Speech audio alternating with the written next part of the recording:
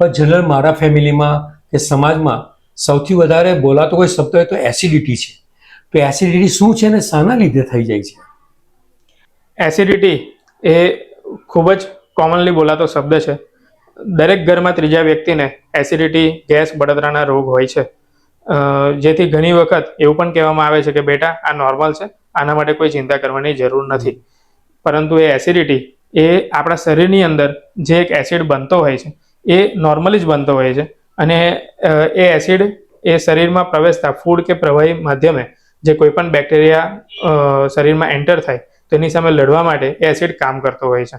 આ એસિડનું પ્રમાણ જ્યારે વધી જાય અથવા તો એ જે નોર્મલ એસિડ બને છે એનાથી બચવા માટે સ્ટમકની અંદર એક મ્યુકસ બેરિયર હોય છે. એ બેરિયરની અંદર જ્યારે પણ પ્રોબ્લેમ થાય ત્યારે સ્ટમકની દિવાલ પર એના તરફથી નુકસાન થતું હોય છે. આવા કોઈ પણ પ્રોબ્લેમ થાય ત્યારે એસિડિટીના સિમ્પટમ્સ ઉદ્ભવે છે.